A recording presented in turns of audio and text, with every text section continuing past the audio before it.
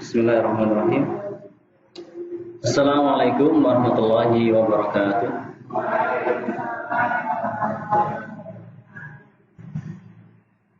Innal hamdalillah nahmaduhu wa nasta'inuhu wa nastaghfiruh wa na'udzu billahi min shururi anfusina wa min sayyiati a'malina may yahdihillahu fala mudilla lahu wa may yudlil fala hadiya lahu. Asyhadu an la ilaha illallah wahdahu la syarika lahu wa asyhadu anna Muhammadan 'abduhu wa rasuluhu alladzi la nabiyya wa la rasula ba'dah. Allahumma shalli ala Muhammadin wa ala ali Muhammad kama shallaita ala Ibrahim wa ala ali Ibrahim innaka Hamidum Majid wa barik ala Muhammadin wa ala ali Muhammad kama barakta ala Ibrahim wa ala ali Ibrahim fil alamin innaka Hamidum Majid. Allahumma la ilma lana illa ma 'allamtana innaka antal alimul hakim. Allahumma arinal haqqa haqqan warzuqna ittiba'ah wa arinal batila batilan warzuqna ijtinabah. Allahumma la sahla illa ma ja'altahu sahla wa anta taj'alul hazna idza syi'ta sahla. Rabbi shrah li sadri wa yassir li amri wa hlul 'uqdatam min lisani yafqahu qawli. Amma ba'd. Pertama-tama mari kita panjatkan syukur kita kepada Allah Subhanahu wa taala yang telah memberikan nikmat-nikmatnya pada kita semua.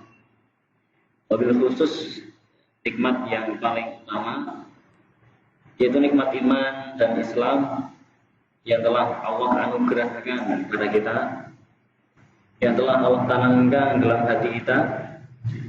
Oleh karena itu mari kita senantiasa menjaga nikmat-nikmat Allah, senantiasa merawat karunia-karunia Allah Subhanahu wa taala dengan memperbanyak bersyukur kepada Allah Subhanahu wa taala. Ini suara atas ini. Suara bawah. Ya.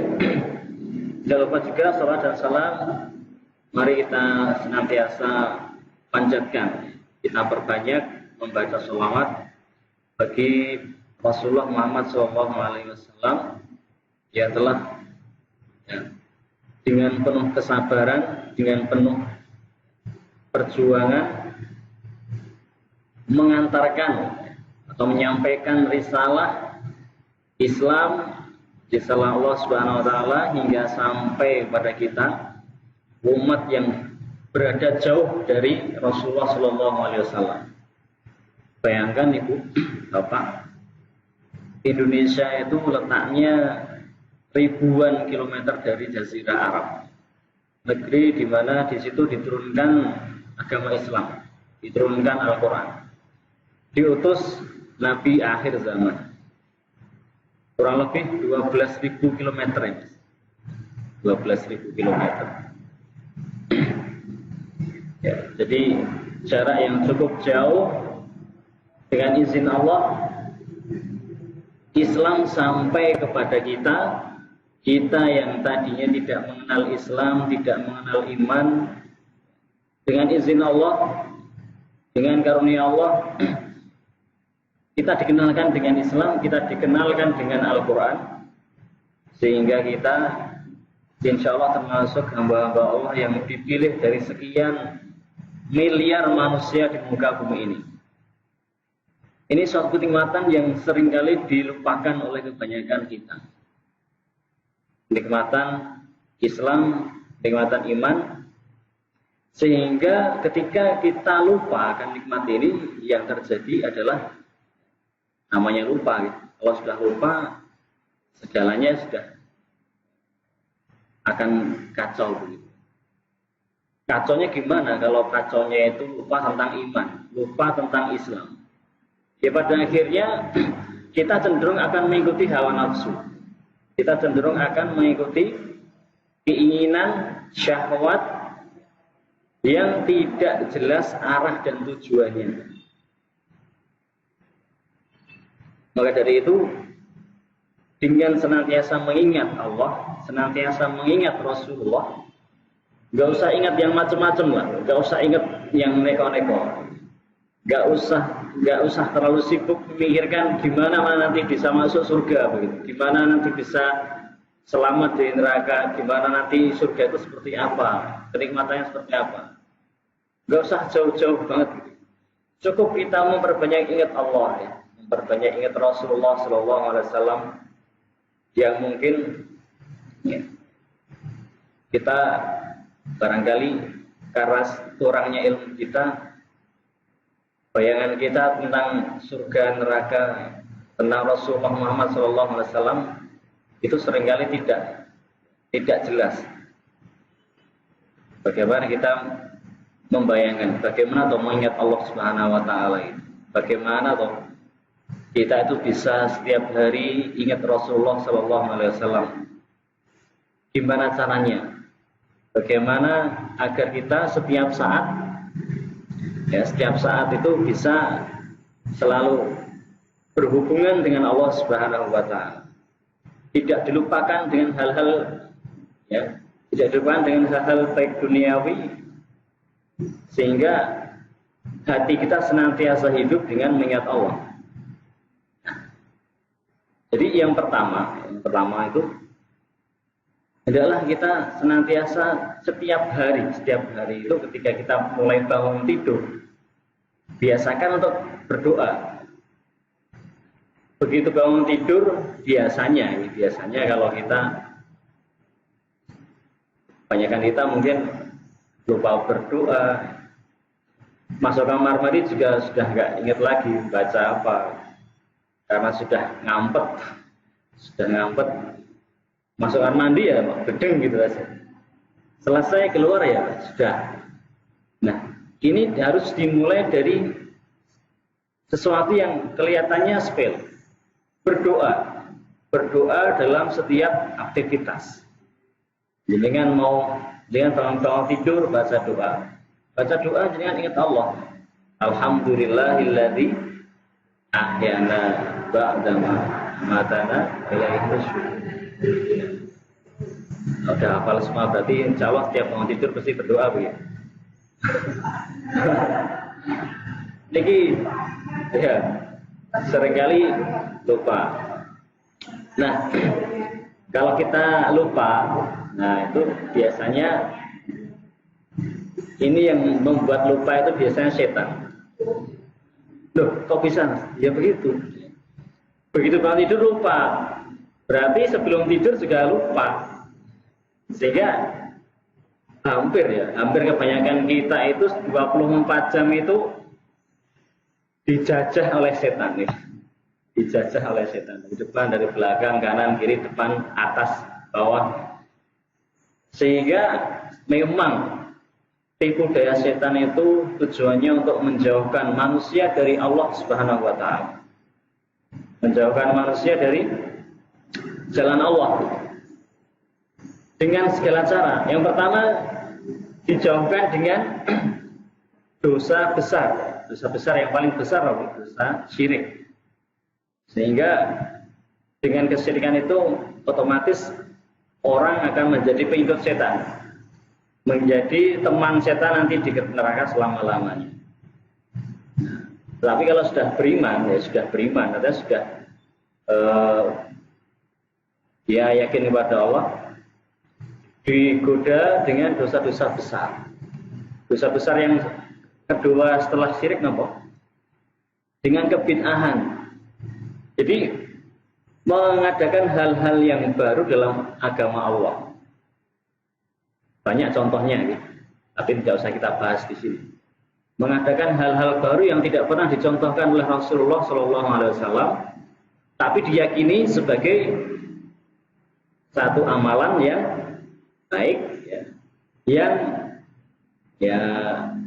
dicontohkan oleh Rasulullah atau yang diridhoi Allah. Gitu. Parah ya, nggak ada contohnya di Rasulullah, tapi dianggap diridhoi Allah. Nah, ini kan sudah kedustaan yang bertingkat-tingkat. Dusta ini kuadrat. Pertama, tidak ada contohnya dari Nabi, tidak ada perintahnya dari Allah Subhanahu Wa Taala. Kedua, menyandarkan amalan ini kepada Rasulullah, bahkan kepada Allah. Yang ketiga, meyakini ini amal yang diridhoi Allah. Amal yang diridhoi Allah. Sejak kapan kita bisa tahu kalau Allah itu ridho kepada kita? Ada yang bisa menjamin bahwa Allah itu ridho dengan kita? Nggak ada. Nggak ada yang bisa menjamin. Maka tugas kita adalah senantiasa beramal, mengerjakan ketaatan, senantiasa menjaga niat keikhlasan kita agar Allah itu ridho. Jadi agar Allah ridho. Belum tentu juga Allah ridho, tapi agar supaya kita mendapatkan ridho Allah. Tetapi harus diiringi dengan satu ihtisaban. Bagaimana hadis tentang puasa itu, man shoma ramadhana imanan wa ihtisaban. Barang siapa yang berpuasa pada bulan Ramadan dengan penuh keimanan dan pengharapan. Pengharapannya pengharapan pahala, pengharapan ridho Allah. Ghufira lahu ma taqaddama min dzambi, maka akan diampuni dosa-dosanya yang telah lalu. Ya. Jadi tetap kita mengerjakan kebaikan, dimulai dari sesuatu yang kecil tadi, ya, berdoa setiap beraktivitas, mengawali doa, mengawali setiap aktivitas dan mengakhirinya dengan menyebut nama Allah Subhanahu wa taala. Nah, ini agar hati kita itu senantiasa terhubung dengan Allah. Karena hati yang terhubung dengan Allah itulah yang dikatakan hati yang ikhlas. Jadi begitu kita beramal, kok kita lupa Allah, ya, bisa jadi amal itu akan menyimpang, melenceng sehingga tidak ikhlas. Kalau tidak ikhlas lagi ya namanya sia-sia, akan sia-sia dan pada akhirnya ujung-ujungnya ya masuk neraka kan begitu. Nah, maka hati yang ikhlas ini hati yang akan terjaga dari godaan setan, akan terjaga dari waswas syaitan, bisikan-bisikan jahat dari setan, sehingga tidak akan terjadi seperti hari ini kasus apa mas? Miras kok dilegalkan di negeri yang mayoritas umatnya itu umat Islam, kok sampai hati gitu, kok sampai hati teganya dirimu melegalkan sesuatu yang itu diyakini oleh sebagian besar ya warga negara ini, sesuatu yang apa nih, najis, yang haram, yang buruk ya, kok sampai dilegalkan. Nah, ini kan sebuah ironi yang benar-benar terjadi di depan mata kita, terjadi di hari ini, di hari-hari kita ini, di negeri kita yang mayoritas penduduknya adalah umat Islam, yang kitab sucinya Al-Quran, di mana di situ Allah SWT berfirman, A'udzubillahi minasyaitonir rajim, ya ayyuhalladzina amanu innamal khamru wal maisiru wal ansab wal azlam rijsum min amali syaitan fajtanibuhu la'allakum. Wahai orang-orang yang beriman. Jadi seruan ini kepada orang yang beriman. Jadi kalau sudah beriman, harusnya kupingnya itu buat mendengarkan. Harus jadi seru Allah SWT. Apa yang diserukan Allah itu? Sesungguhnya, sesungguhnya hanya saja. Jadi betul-betul ini satu hasr, satu pembatasan. Inilah yang diharamkan Allah Subhanahu wa taala. Apa itu? Yang pertama khamr, innamal khamru wal maisir. Apa itu, Mas? Perjudian. Ya ini sudah semuanya di Indonesia itu kayaknya halal. Jadi namanya khamr, perjudian, mulai dari judi yang kelas kasino sampai yang di pos-pos itu ya, wal ansab wal azlam, ini semua permainan-permainan yang semuanya adalah min amali rijsum min amali syaitan, perbuatan buruk yang biasa dikerjakan oleh setan. Nah, berarti orang-orang yang melakukan perbuatan ini termasuk setan. Jadi kan berani ngomong, Pak, Bapak Presiden, apakah beliau seorang setan? Kita nggak tahu. Nggak berani ngomong gitu. Nanti masuk YouTube, nanti kena take down sama YouTube. Jadi sekali lagi Bapak Ibu yang rahmati Allah, hati yang ikhlas itu hati yang mukhlis yang akan terjaga dari godaan setan. Sehingga ketika hati itu ikhlas, dia akan berpikir ketika dia melakukan suatu perbuatan atau dia mau mengerjakan suatu perbuatan, baru mau mengerjakan itu mikir dulu. Perbuatan ini sesuai nggak dengan perintah atau pelanggar larangan Allah ya. Kemudian ketika dia mengerjakannya, niat saya apa? Sekarang niatnya apa kok? Jelas-jelas sesuatu yang haram kok mau dilegalkan. Ini jelas niatnya nggak mungkin niat yang ikhlas. Ikhlas saya menghalalkan miras. Ikhlas saya. Jadi kan bisa bayangkan kalau Indonesia itu seperti ini. Setahun, 5 tahun, 10 tahun ke depan kayak apa? Kalau kemudian di setiap pos-pos, di setiap pojok-pojok kampung kita banyak orang anak, mulai dari orang tua sampai anak kecil semuanya pegang kayak yang tersebar di WA itu, masya Allah. Itu di mana nih? Gak ibu-ibu, gak anak-anak, teler semua. Mau jadi apa negara kita? Maka dari itu, mari kita bentengi ya, diri kita. Kalau kita nggak bisa merubah, bisa nggak merubah? Ya bisa, tapi mungkin sulit, ya mungkin berat.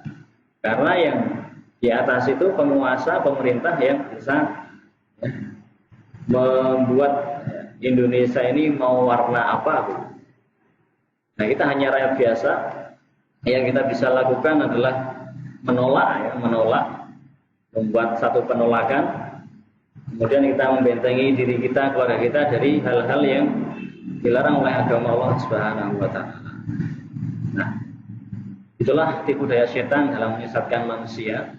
Mulai dari dosa yang paling besar, syirik, kemudian bid'ah, kemudian dosa besar, minuman keras, berzina, berjudi, mencuri dan lain sebagainya. Dosa-dosa besar yang kemudian ternyata banyak umat Islam yang tidak sadar bahwa sebenarnya musuh kita itu setan. Musuh kita itu setan-setan yang senantiasa menyesatkan manusia. Bukan teman kita sendiri itu yang pakai jamaah atau memakai atribut jamaah tertentu atau golongan tertentu yang tidak sesuai dengan kita mungkin. Sama-sama berdakwah, sama-sama mengajak kepada agama Allah, tetapi saling menghujat, saling menjatuhkan. Nah ini juga terkena tipu daya setan. Karena apa? Begitulah setan dalam menyesatkan manusia menggunakan 1001 cara.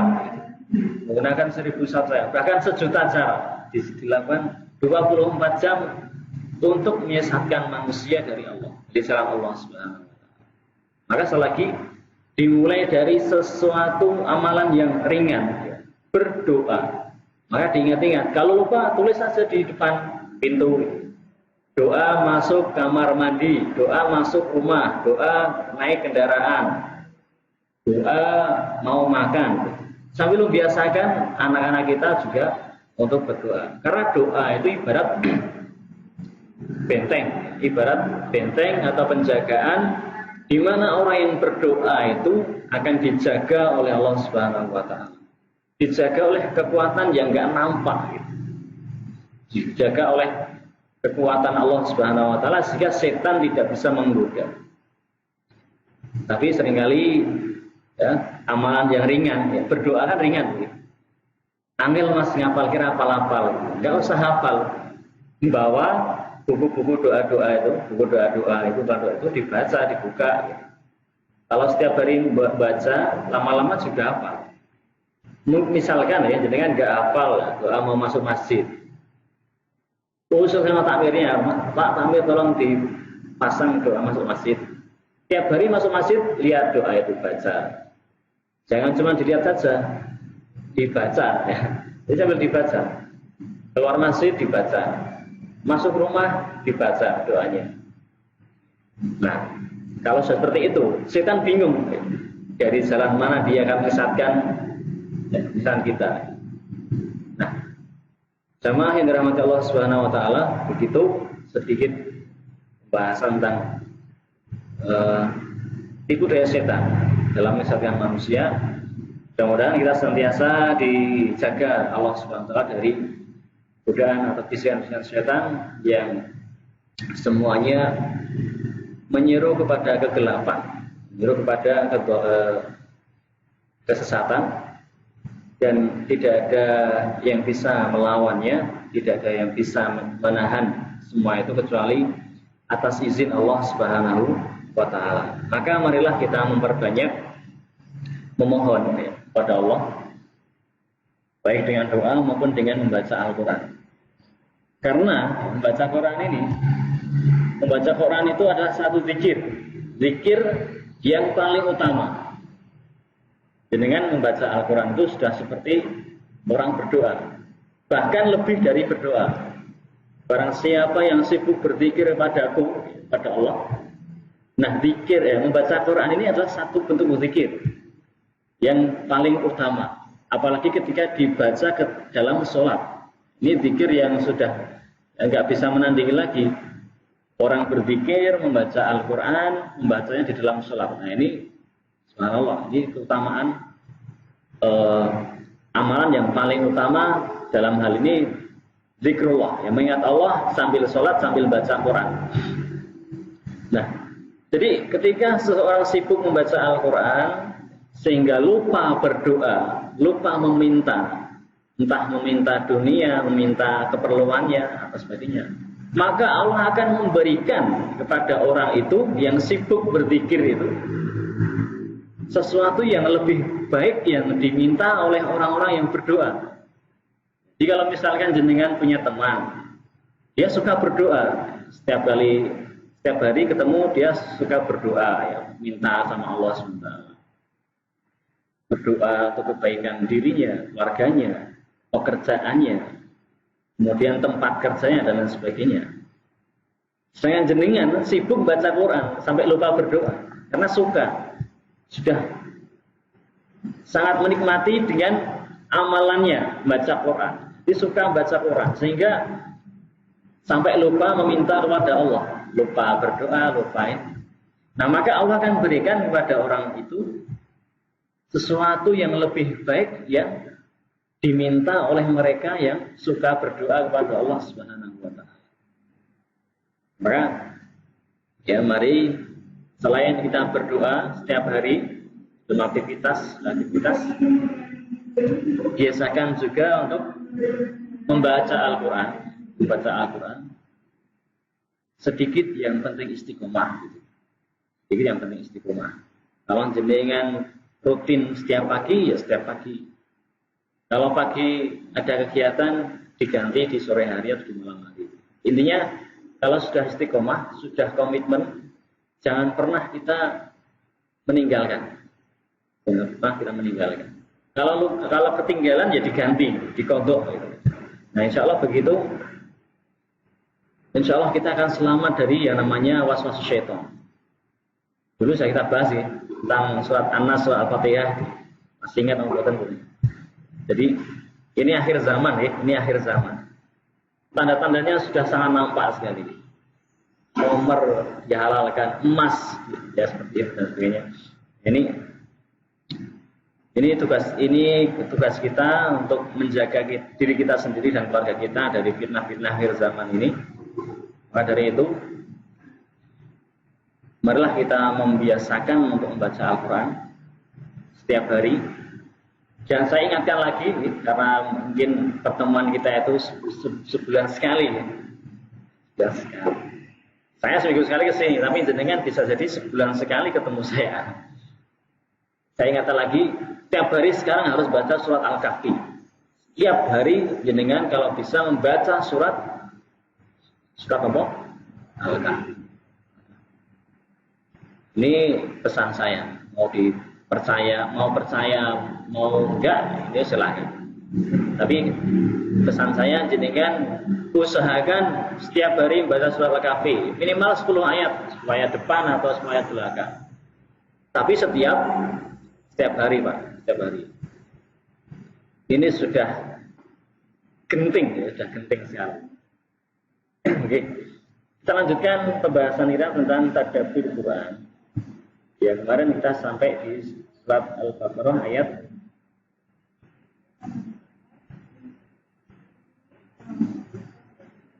itu dulu ya. 29. Oh iya, 29. Sekarang ayat ke 30 ya. Monggo kita baca bersama-sama surat Al-Baqarah ayat 30. Saya baca dengan tirukan ya. A'udzu billahi minasy syaithanir rajim.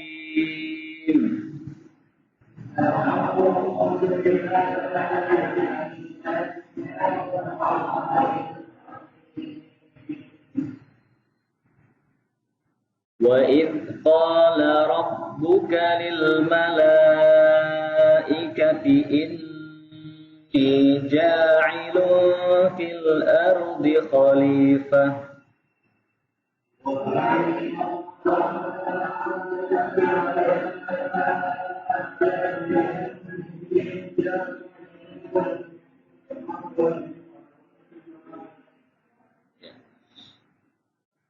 قالوا أتجعل فيها من يفسد فيها ويسفك الدماء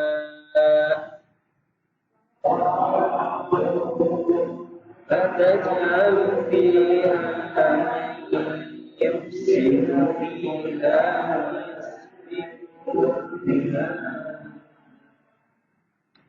ويسفك الدماء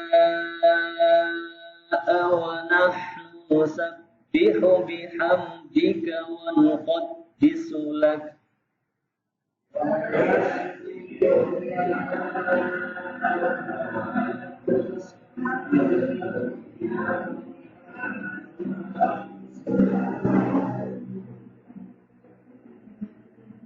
قال إني أعلم ما لا تعلمون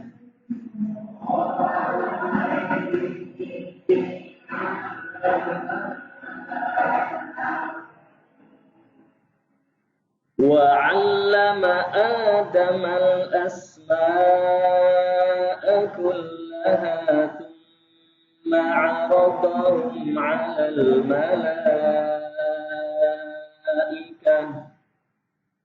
وعلم آدم الأسماء كلها ثم عرضهم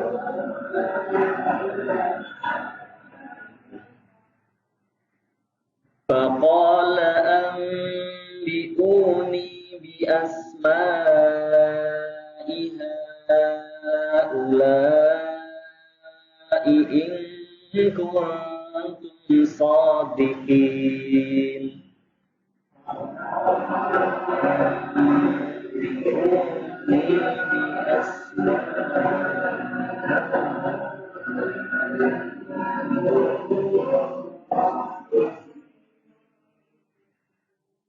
قالوا سبحانك لا علم لنا إلا ما علمتنا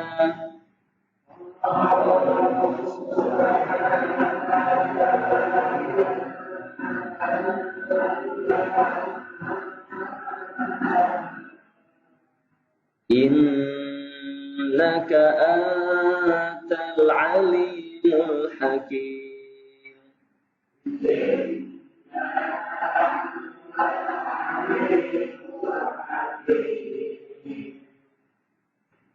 قال يا آدم أنبئهم بأسمائهم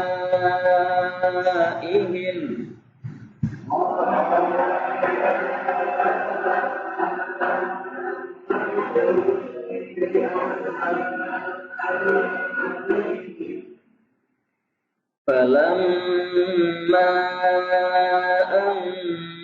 أنبأهم بأسمائهم قال ألم أقل لكم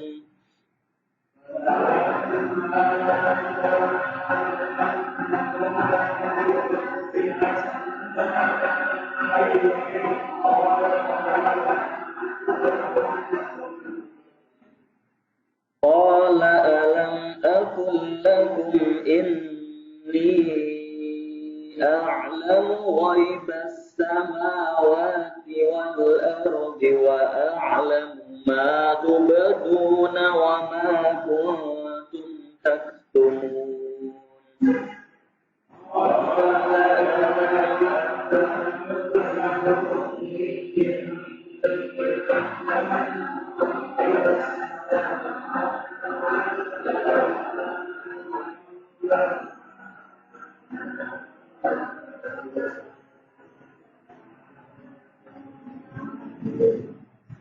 Panjangan ya. Ya. Wa id qulna lil malaikati isjudu li adama fasajadu illa iblis.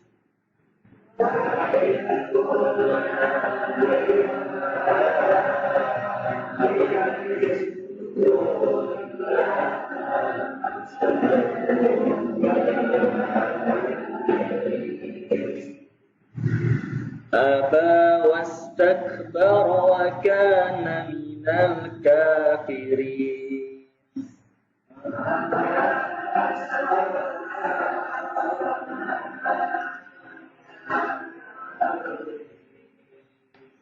Sadaqallahul azim.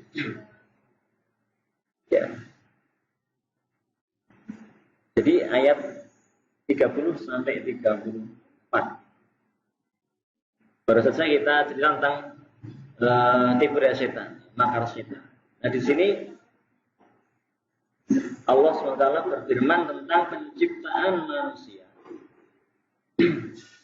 Yang dulu sudah pernah kita bahas sebenarnya, tapi nggak apa kita ulangi karena kita ini ketika kita baca ini. Dan ingatlah ketika Tuhanmu berkata kepada para malaikat, sesungguhnya aku akan menciptakan di muka bumi di dunia itu seorang khalifah. Dulu kita bahas ketika masih hangat-hangatnya khalifah ya, isu-isu khilafah ya. Masih ingat betul ya? Kita bahas ketika hangat-hangatnya isu pembubaran khilafah. Oke, organisasi yang organisasi yang berjuang atau memperjuangkan penegakan khilafah. Nah di sini Allah SWT menerangkan bahwa tujuan diciptakannya makhluk yang baru. Karena sebelumnya Allah sudah menciptakan malaikat, menciptakan jin, menciptakan makhluk yang lain, dunia, alam dunia dan isinya, binatang, tumbuhan dan sebagainya. Nah, Allah SWT menyampaikan keinginannya, kehendaknya kepada para malaikat bahwa Allah akan menciptakan makhluk yang baru, betul-betul baru, di mana tugasnya adalah khalifah, sebagai khalifah. Nah, jangan salah. Khalifah di sini bukan artinya mengganti Allah, bukan mengganti peran Allah di muka bumi, tidak. Tapi menggantikan apa? Menggantikan ciptaan Allah atau menggantikan makhluk-makhluk Allah yang sebelumnya, pengganti. Khalifah itu pengganti. Maka malaikat pun bertanya kepada Allah SWT, ataj'alu fiha may yufsidu fiha, wahai Allah, apakah engkau hendak menjadikan di dunia itu orang-orang yang hanya akan membuat kerusakan, wayasfiku dima, dan saling menumpahkan darah, saling membunuh. Nah ini berkaca dari kasus yang terjadi sebelumnya. Jadi malaikat itu melihat bahwa ciptaan Allah yang di muka bumi, makhluk-makhluk Allah yang mendiami dunia ini sebelum manusia diciptakan itu saling menumpahkan darah, saling membunuh. Itulah satu bentuk kerusakan di dunia. Sedangkan kami ini ya Allah senantiasa memahasucikan Engkau, Wa nahnu nusabbihu bihamdika. Kami senantiasa memuji Engkau, memujimu, mensucikan Engkau, wa nuqaddisu lak. Maka apakah jawaban Allah? Allah berfirman, sesungguhnya aku mengetahui apa yang tidak kalian ketahui. Jadi jamaah yang dirahmati Allah SWT. Meskipun malaikat itu hidup di sisi Allah, ya, hidup di langit, mereka mengelilingi arsinya Allah SWT, tetapi meskipun sedekat itu mereka dengan Allah Subhanahu wa taala dan setaat itu mereka kepada Allah Subhanahu wa taala, tetapi masalah ilmu dan petunjuk itu, masalah keilmuan mereka, pengetahuan mereka itu tetap saja terbatas. Mereka mengatakan gini, subhanaka la ilma lana illa ma 'allamtana. Mereka berkata, maha suci Engkau ya Allah, tidak ada pengetahuan yang kami miliki. Kami tidak tahu apa-apa kecuali apa yang telah Engkau ajarkan kepada kami. Begitu keadaan malaikat yang ada di sisi Allah Subhanahu wa taala. Meskipun mereka sangat dekat dengan Allah, tapi sekali lagi keilmuan mereka belum tentu seperti pengetahuan Allah Subhanahu wa taala. Sehingga khalifah yang Allah ciptakan di hadapan para malaikatnya ini adalah sesuatu yang gaib, ya. belum diciptakan, ya. Baru sekedar disampaikan. Saya mau menciptakan manusia. Malaikat pun protes, gitu. Belum jadi diciptakan, malaikat sudah protes. Bertanya, ya Allah, kenapa Engkau ciptakan makhluk-makhluk yang seperti itu, yang tingkah lakunya merusak, membunuh dan lain sebagainya. Mereka nggak tahu apa yang akan terjadi setelah itu, apa yang kelak akan terjadi pada makhluk yang Allah ciptakan, yang akan Allah ciptakan. Nah, sehingga Allah pun mengatakan, Allah pun berfirman, sesungguhnya engkau tidak mengetahui, aku mengetahui apa yang tidak kalian ketahui. Sehingga Allah pun berkata pada para malaikat, wahai malaikat, ambi'uni bi asma'i haula'i in kuntum shadiqin. Sebutkanlah nama-nama itu, nama-nama mereka itu kepadaku jika kamu adalah orang yang benar.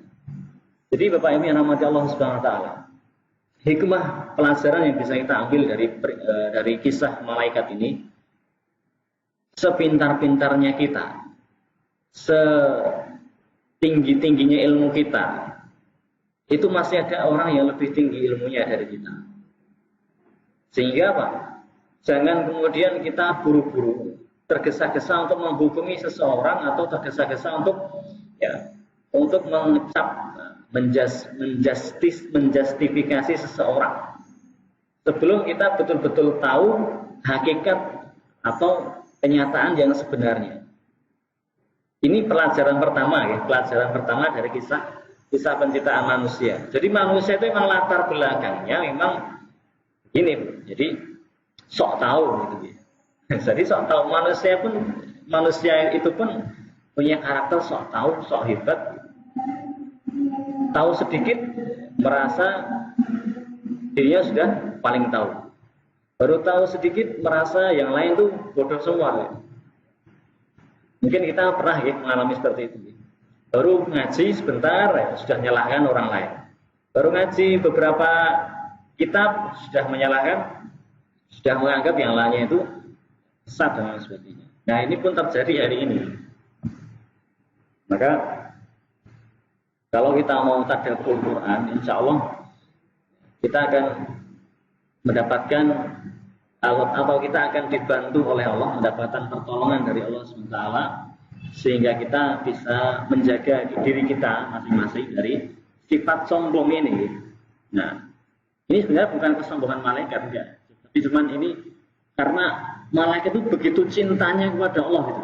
Malaikat itu begitu taatnya kepada Allah SWT, sehingga dia tidak rela kalau ada makhluk lain yang durhaka kepada Allah. Kalau gambarnya begitu, kalau ada malaikat diturun ke dunia, maka orang-orang kafir Quraisy itu gini, kenapa kok tidak diturunkan saja malaikat yang biar dia nemenin Muhammad untuk berdakwah. Lau anzalna malaka laqudiyal amru tsumma la yunzarun. Kata Allah, kalau Allah turunkan malaikat satu saja, habis semua manusia itu. Begitu durhaka sedikit, maksiat sedikit, dibinasakan sama malaikat.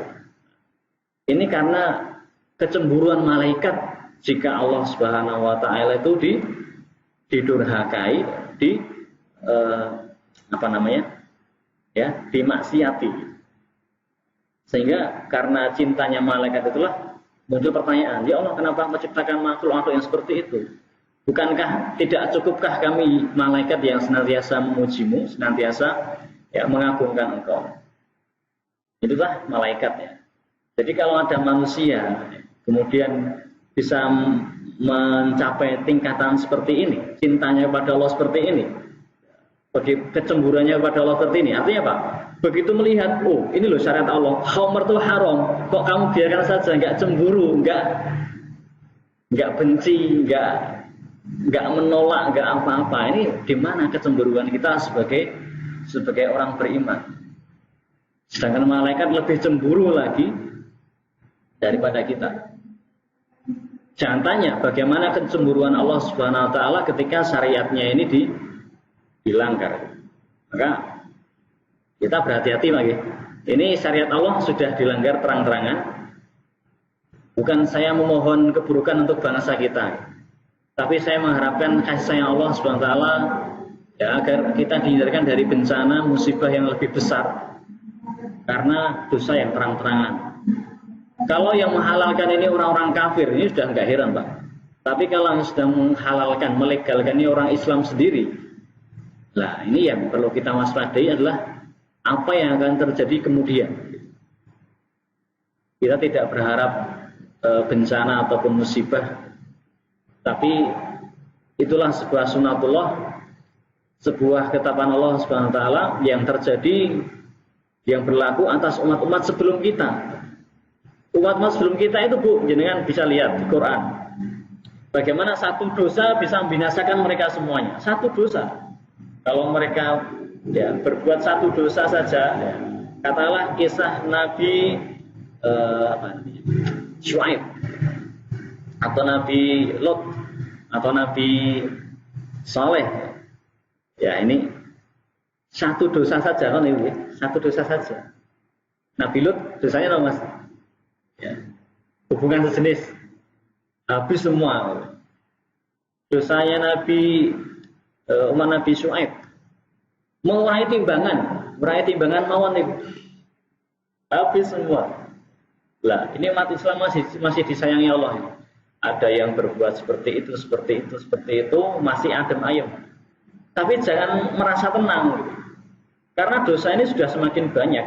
Dosa-dosa umat terdahulu itu sudah semakin nampak dikerjakan oleh umat Islam, dan nanti semua dosa umat terdahulu pasti akan dikerjakan oleh umat ini, sehingga pada akhirnya ini akhir zaman ya. Jadi ya wallahu alam bisawab, nanti apa kan yang akan terjadi di negeri kita ini, yang penting kita memperbaiki amal, bertobat kepada Allah SWT, agar sewaktu-waktu kita dipanggil Allah SWT itu dalam keadaan husnul khotimah.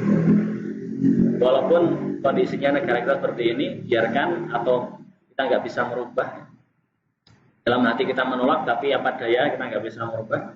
Setidaknya kita menolak dan kita bertobat atas ketidakmampuan kita merubah keadaan ini, sehingga kita tidak termasuk orang-orang yang meridhoi atau menyetujui atau membiarkan kemaksiatan ini terjadi di tempat kita, di tanah kita.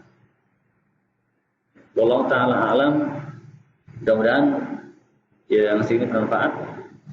Ini belum masuk ke kisahnya yang lengkap ya, tapi ini setidaknya pelajaran bagi kita bahwa syaitan itu sejak pertama kali manusia diciptakan itu senantiasa berusaha untuk menyesatkan manusia. Karena apa? Karena kedengkian, karena kesombongan mereka.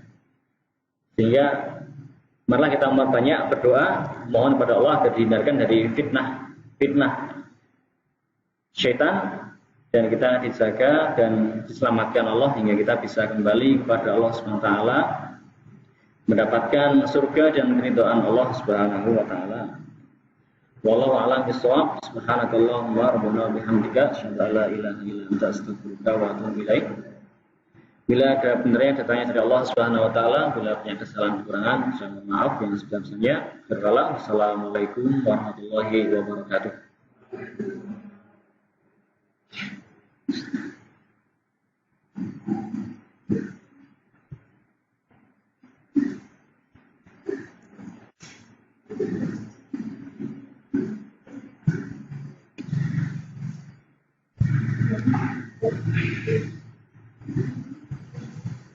Thank you.